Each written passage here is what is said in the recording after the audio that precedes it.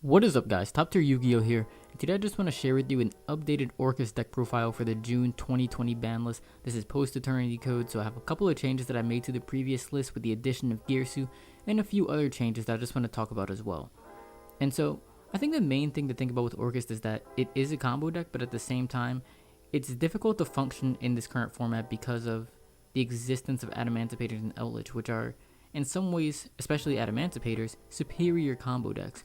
And so we have to sort of exist in a format to where we're not the best combo deck, but we're also not a control deck either. But I think where Orcust can survive is in that in-between range, to where we are able to play the control better than decks like Adamancipators, but as compared to Eldlich, we're a little bit better at turning the corner, and getting on the aggressive as well. So there is a sort of a small niche for Orcust in this format. The only downside is because of the existence of combo Eldlich and Adamancipators, there are a lot of hand traps going around, like Nibiru, and well, Nibiru is the big one, but there are other hand traps being played that are very detrimental to this deck's ability to function. But this is the list that I thought was kind of the best at living in that middle ground, where you have the ability to sometimes combo and go off, but you also have other times where you're able to take things slow, play the control, grind out, and win games like that as well. So let's go ahead and get into this profile. I'll discuss all of the major changes, and as always, if you guys have any questions, comments, concerns, or criticism, leave them in the comment section below. I definitely appreciate it, and I'm open to any and all of that. But let's go ahead and get into the list. But before getting into the list, if you haven't already, be sure to like the video and subscribe to the channel, because it really does help the channel out a ton. I really appreciate it, and if you do, you are an awesome person. But you guys are awesome anyways, even if you don't, but thank you. But now let's actually get into the profile. So you guys can see the whole deck list anyways, but we're going to start by just going through the monsters really quickly. We have 3 copies of Scrap Recycler, 2 copies of Jet Synchron, 3 copies of Girsu, 1 Brass Bombard, and then 1 for 1. So I like this ratio a lot because it's really maximizing on the starter cards and minus the Jet Synchron. We could play more if we really wanted to, but I think that 2 is really an ideal number. The difficulty here in this deck is that you want to play a lot of starter cards, but all of your starters are normal summons. So like Scrap Recycler is definitely a normal summon. Sure, it gets the effect on special summon, but it's a clear normal summon if you draw it. Jet Synchron and Girsu both also, you can special summon them, but you generally want to normal summon them more. That's generally how they come out. So that's one downside, but the benefit is that if you draw multiples, like Jet Synchron plus Scrap Recycler, there are plays you can do to play around hand traps. If you have like a World Legacy Succession or Reborn. So the cool things you can do like that are using Jet Synchron to set up other cards in your hand. It's very cool to be able to have multiples of these normal summons and still be able to play. Because also, if your combos do resolve, having extras just adds to your plays. Like Scrap Recycler is, you know, anything you want, but if you add a Girsu in your hand on top of that, it really adds to the plays that you can do and adds extra layers of protection and extension that you can do from there. So I really do like having these 8 starter cards slash kind of extenders at times as well. And then Brass Bomber and 1 for 1 are both kind of starter cards, but they're not as good as the other 8, obviously. 1 for 1 is what I changed for a tuning. Before I was playing tuning to get more copies of Jet Synchron, but I changed the 1 for 1 because we are playing a high monster count. But it can also be a special summon, which is huge because again, normal summons is a problem, and there aren't very many extenders that are, I think, worth playing in this deck. I have seen some builds online playing Dangers still, but the downside with Dangers, in my opinion, is that Dangers risk you discarding your hand traps. And that can be huge in this format because you need hand traps to protect yourself against your opponent's plays. And so they really don't exist well together. I wish there was just like generic cards that you can special summon in the game right now, but there just aren't, especially dark ones. I think Chaos Valkyrie is an option because banishing things from the graveyard is very easy for us. We have no issue getting things in the graveyard, but I think the downside is like if you're starting with Scrap Recycler or Jet Synchron, where it's harder to get that light and dark in the grave, especially if your Jet Synchron isn't discarding, you know, a dark monster. Then it can be very difficult to set up Chaos Valkyrie in those type of games. But in most cases you can summon it, but I wasn't sold on its ability with those risks as well. So that's something to think about. If you guys have any other extenders that you think are worth playing, let me know. I can't find any. Again, the Dangers don't really synergize with the hand traps. Chaos Valkyrie's not ideal, but there has to be something. Maybe I'm just missing it. But for the Orcust lineup, we have aside from Girsu, of course. For the Orcust lineup, we have 2 copies of Cymbal Skeletons, 3 copies of Nightmare, and then 1 copy of Wand. Previously, I was playing 2 copies of Wand, but I found that with Girsu coming out, I really just preferred having Girsu in every single hand versus the Wand, so I felt that it was good to cut the 1, and that definitely helps the consistency a lot, because Wand is in some ways an engine requirement. It can be an extender at times, but it's not the best to draw, and you guys all know that. And so being able to cut it down to 1 to still have access to it, replace it with a starter card like Girsu, that's a huge boost to the consistency. So I've definitely liked that change a ton. And then for the engine requirements, we have 1 Destruction Sword, 1 Scrap Golem, and 1 Gizmak. Gizmak's not an engine requirement. I don't know why it's here. Let's move that there, I guess. So only 2 engine requirements: Buster Dragon, Destruction Sword, and Scrap Golem. And then finally, as another extender, we kind of have the Foolish Burial, which is kind of a starter too now that I think about it, because you can dump Jet Synchron and start plays like that, but then you don't have the other monster to go into Needle Fiber with, so it's kind of a starter, kind of an extender. Whatever you want to call Foolish Burial, it's great in this deck, because again, you can dump so many different options. Just an incredible card. For the defense cards, we have 3 copies of Ash, 3 copies of Crow, 3 copies of Nibiru, and then 1 copy of Crescendo. This hand trap ratio is solid, but I think it could be changed. The 3 Crows, I think, are maybe a little questionable. What I'm considering doing is taking the Phantasmes from the side deck, moving them up to the main, adding a couple impermanences, and then maybe playing like 3 Ash, 3 Nibiru, 2 Phantasme, and then maybe 2 Imperms. But I still kind of want Crow in the main deck too, so maybe I play 2 Imperms, 2 Crows, 2 Phantasme. I could do that. Let me know what you guys think about the hand trap situation. I do really like Phantasme a lot though right now, because so many decks are playing through Needle Fiber and so many other Link monsters that it's easy to get it on the board. You're going to draw in the cards and help you get into your more consistent plays, but at the same time it's another monster. And so again, this deck has issues with extenders, but both Nibiru and Phantasme put monsters on your side of the board and allow them to serve as sort of reactive extenders. And so let's say you get stopped on turn 1. Then you're able to stop them on their turn with Nibiru or Phantasme. Then on your turn 2, you can continue to combo off of there using that Nibiru or Phantasme as material for something else. So that can help you go into, you know, whatever you want to go into. You have so many options in this extra deck. Like, I mean, I can't even begin to think of how these plays would start. Well, I guess I can, but there are just too many options to discuss right now.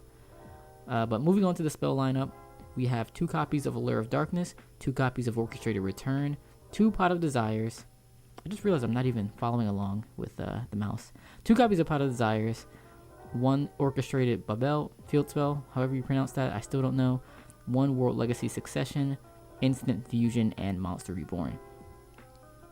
Most of this is pretty standard. I think the questionable thing is the Instant Fusion, because as you can see, we are playing Ishidal Winda in the extra deck. And like I did in the previous profile, I still really like the Winda plays a lot, because you're able to link climb up through them even when you're under darks. And that can be huge when compared to cards like the Union Carrier Destruction Sword Lock or any other plays. So being able to access dark monsters or dark cards that can lock your opponent out of the game can be very, very useful, because there are certain combos where you need that. And so I like Instant Fusion a lot, but it's also an extender. And so if you don't want to go into those plays, you can also just summon Winda to combo. So let's say you normal summon Scrap Recycler and it gets ashed. Now what? Well, you can Instant Fusion for Winda and then link the Winda and the Scrap Recycler into a Scrap Dragon or a Scrap Wyvern, and then continue your combos like that. Where did I get Scrap Dragon from? Is that even... Oh, that's the synchro. I forgot that even existed. But, yeah, so Instant Fusion is an extender. Same with Monster Reborn and Succession. So that's pretty much it for the main deck. Moving to the side deck, we have the 2 copies of Phantasme. Once again, really considering putting them in the main deck, because they can be reactive extenders that do improve the consistency, protect from targeting, huge against Ash and Impermanence, as well as other cards in the format as well, so that can be very good. We've got 1 Mind Control just for going second in general, 3 copies of Cosmic Cyclone, really good against Eldlich and a lot of Rogue as well, 3 Dark Rulers, 3 Evenlies, and 3 Lightning Storms. Mostly for going second against Adamancipators and really any sort of combo decks. The Dark Ruler and the Morse can be huge. Evenlies and Lightning Storms are very versatile because they're good against back row decks and good against monster decks. So these are incredible cards. Moving on to the To the extra deck, we have 2 copies of Galatea, 1 copy of Long Girsu, 2 copies of Dingirsu, 1 Linkuriboh, Needle Fiber, Halkifi Brax, IP Masquerena, Lib, Scrap Wyvern, not Scrap Dragon, Union Carrier, Anaconda, Unicorn, Zoroboros, and Winda. So I think after explaining the Winda Anaconda thing, that's pretty clear, but the one thing that I think is maybe questionable is the Zoroboros. And I just realized it says Zoroboros here, that's strange. Loud noise outside. But Zoroboros is a little bit questionable, and it came down to this or Access Code Talker for me. And I was at first leaning towards Access Code Talker because it's pretty easy to summon with multiple attributes. Like you can go Needle Fiber, and then obviously dark cards, and then that, so you'd have 2 pops between the Needle Fiber and darks, or sometimes you get Needle Fiber lights because Lib is light and dark, so you get the 3 pops, or Union Carrier is also light. So there are ways to get 3 pops as well. If you have Long Girsu in the grave, you can get its attack up to 53, which is huge. And also if you summon it using Lib, there's a cool interaction to where you can get the spin a card back with Lib's effect, and then Access Code's effect will what is going on outside?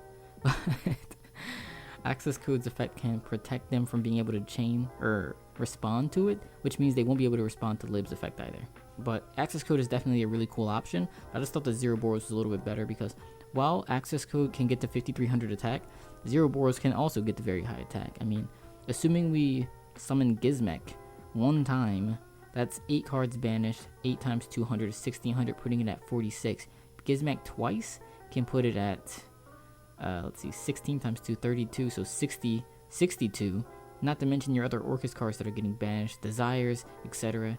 So Zoroboros can get a lot bigger. It can be used defensively because you can summon to the link points on your opponent's turn, and it can also clear opponent's boards. So Access Code can deal with 2, maybe 3 cards. Zoroboros can deal with entire boards. Access Code gets to max 53. Zoroboros gets to max, infinite attack. And so I thought that Zoroboros is just a little bit better option in this deck, but it's definitely an option to be able to play Access Code. It's definitely a cool card, very strong. Another option would have been Boral Sword, but again, I think that Zoroboros just gets the bigger attack, especially late game, simplified game states, and that extra versatility. So that's why I kind of prefer Zoroboros over the others, but feel free to change it how you'd like. I also want to kind of do I guess we could do some test hands. Let me make this my default deck, and then we can do the test hand thing in Dueling Book. Just really quickly to see how some of these hands look like, what some of these hands look like. Alright, so this first hand we have Desires, Girsu, Return. I hate that Dueling Book sometimes doesn't have the updated names. It always throws me off a little bit. Then we have Jet Synchron and Monster Reborn.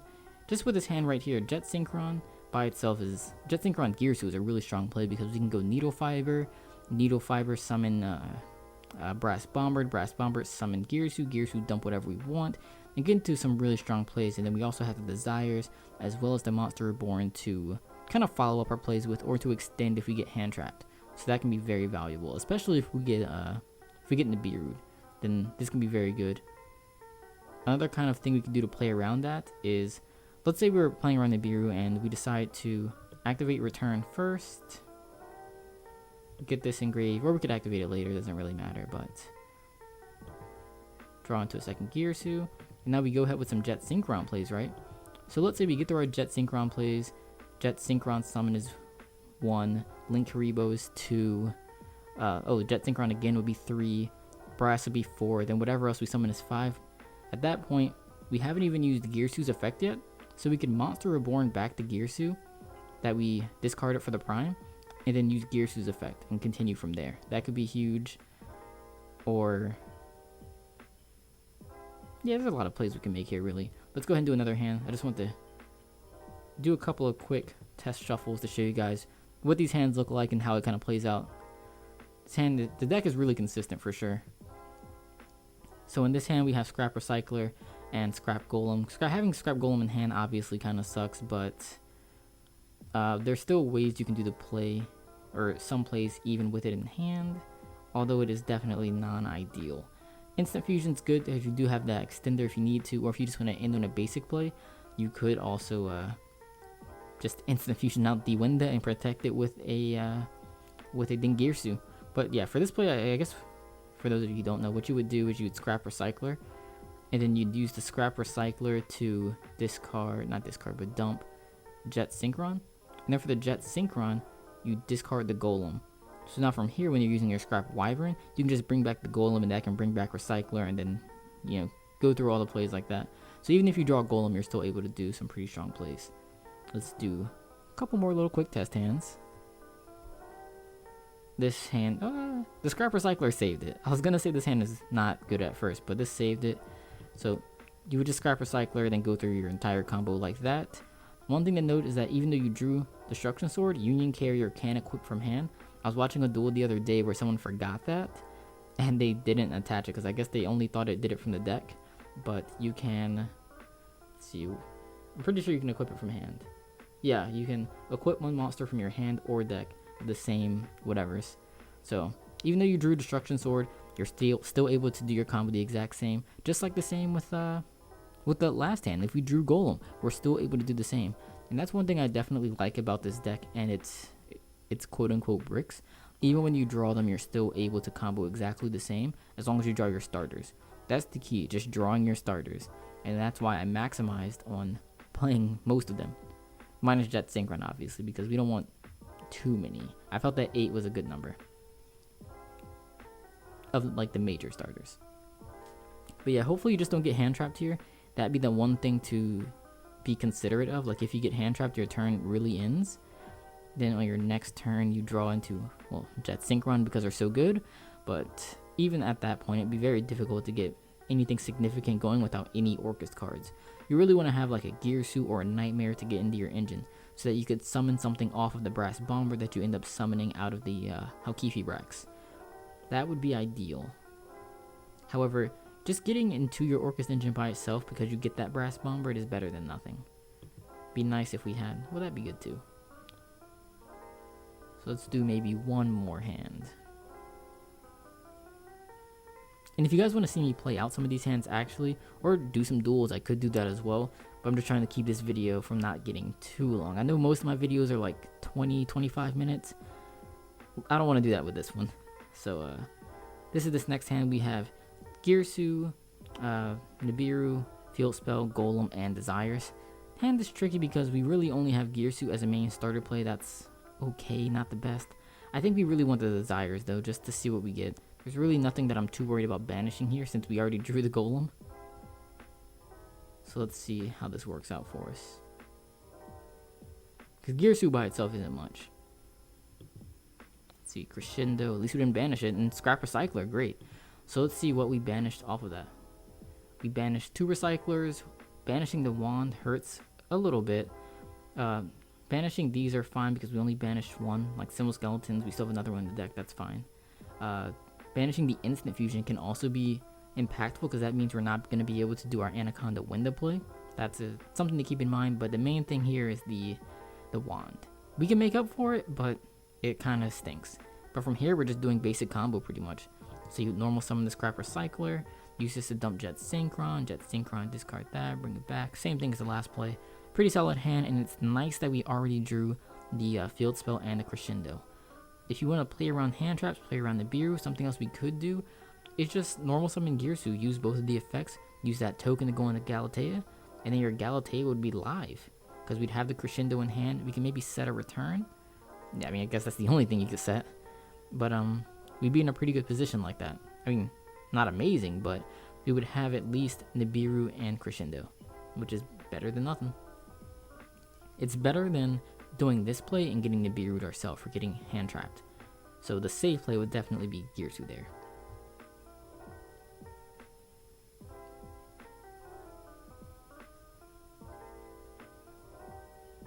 Here's pretty much the same exact thing. The only downside I think in this play is that we have so many normal summons. I wouldn't want to draw like 1 Girsu and Scrap Recycler in succession. That's good. But it's this second one that really grinds my gears. I'd really love to have another hand trap instead, or some other kind of defense or an extender. That would be nice, but this is just dead. Or maybe it's a follow-up for turn 2. Maybe, who knows. But I think the play that you have to make in this hand is to normal summon the Recycler, make a play with the Jet Synchron, and hope that they don't stop you before that. Because if you can get to Jet Synchron and activate Jet Synchron's effect, then it can be very strong to be able to discard a Girsu or something and then bring it back with Succession. Or maybe even later you get into your combo and you get to a, like you get the Scrap Wyvern, and then they try to negate your Wyvern. Well, then you could just use Succession, and then use this to special summon back your Scrap Recycler, trigger Scrap Recycler's effect, and continue to go off from there.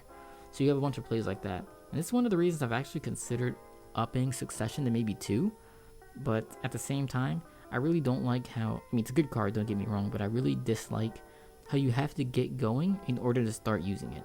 So it's an extender, but you have to already have starter cards to really make use out of it. Like if you aren't able to get to that Scrap Wyvern, it would have been dead. Let's see, this hand is iffy because we have the Allure. We don't want to banish the Girsu, like if we don't have anything else.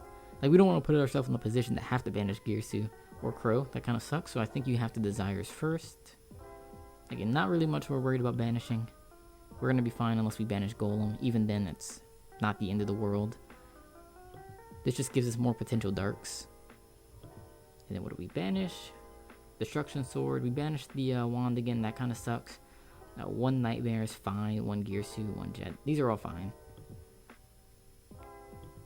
Then we could activate the Allure of Darkness. Alright, now we have 2 Crows. We can definitely banish one of them now. And then from here we have Girsu plus Nightmare, which is a solid hand, not terrible. But we're going to be able to summon Girsu, activate both the effects. With this, I think I want to dump a Brass Bomber just so that we can get the Nightmare out of our hand on the board and get to summoning more and more monsters. But solid hand. Could be better, could be worse. We're going to be able to set up multiple disruptions, and if we're able to get the graveyard going, we're going to have follow-ups as well, so that's solid. This will be the last one. I really love this solo mode on Dueling Book. Glad they added that. But, oh, cool. In this hand, this is obvious. Obviously going to do a scrap play, so the question here is how we play around everything else. So I think you maybe want to try to bait as much as you can. So I think maybe we start with Orchestrated Return to see if we can get like an Ash out of their hand. Maybe they don't Ash. That's fine. Then we can maybe Foolish Burial. See if maybe they have a DD Crow maybe? I don't know. But we want to see how we can stop this. Like, it's kind of tough to bait things too without actually playing against an opponent, but you want to see what you can bait before you get started. That would be ideal. Really isn't much you want to dump either. You could dump... Actually, maybe you don't play Foolish yet, because maybe they would try to negate your Scrap Recycler. So maybe you go for Scrap Recycler first, and then they stop that, and then you know, haha, have Foolish, and you send Jet Synchron anyways and continue to beat your opponent's life points in. So that's always an option. And we have the 1-for-1 to extend as well, but we'd have to discard the Destruction Sword, which means we won't be able to use it, but that'd be fine because we still have access to Winda, so we'd be alright. So this is a pretty interesting hand. The other option is not sending Jet Synchron because we have the 1-for-1. So you could send something like a Wand or a... Okay, we already have Nightmare. We could send a Wand as something extra to add to what we already have. So there are a couple of different plays you can make. It just depends on how you want to play around your opponent's potential defenses. But yeah, I hope you guys liked the deck. I hope I shed some light on what I believe to be the best version of Orcust is for this current format. There are definitely some other options, such as the going second builds, like the Machina version. That deck is good because Citadel, I think it's called, the spell card is very, very powerful. And you also have the Mech Knight version of the deck, which I've seen floating around, which has a ton of synergy due to the obvious World Legacy ties. But wait, I think, isn't World Legacy ties a card? But regardless, the Mech Knight version is also a good option. I just personally believe this one's the best because I don't think you can consistently go second in this current format. I think if you're opting to go second against Adamancipators and Eldlich, it's just not good because you put yourself in a position to where you have to draw like whatever your main deck outs are. You have to draw like your Dark Rulers or your whatever's that you're playing, because if you don't, Borreload, Savage, and Eldlich is enough to beat you because Herald of the Arclight's gonna shut off your Scrap Recyclers. It makes your Jet Synchron's bad. It shuts off Girsu, Foolish, Nightmare. Like, it shuts off a lot of your deck. Herald is very hard to play through. And then on top of that, the Borload Savage Dragon is obviously insane. Plus the Eldlich engine. Hakero is hard to play through. Conquistador is hard to play through. It's just, the Eldlich matchup is very difficult. And then if you go over to Adamancipators, I mean, they just auto win. If you can't stop them, they win. And even if you can stop them, they can, usually you don't stop them. That's the thing. Like Ash, Crow, Nibiru, none of those really stop them in this deck. I think to really stop them, you gotta have like some ridiculous floodgates or like artifacts or something like that. If you just have 1 or 2 hand traps, they're gonna play through you every single time. And so I feel like we're in a really difficult spot in this format, but it's definitely a fun deck, very powerful. I'm trying to go first, not go second against Adamancipators, because that's an auto loss in a lot of cases. Same with Eldlich, and that's why I think that this kind of pure mid-rangey Orcust version is the best. So let me know what you guys think about that. What do you guys think about this list, this variant of Orcust? Anything that you guys saw. If you have any questions, comments, or concerns, let me know in the comment section below. Hope you guys enjoyed this. Thank you so much for watching, and I'll see you in the next one. Bye.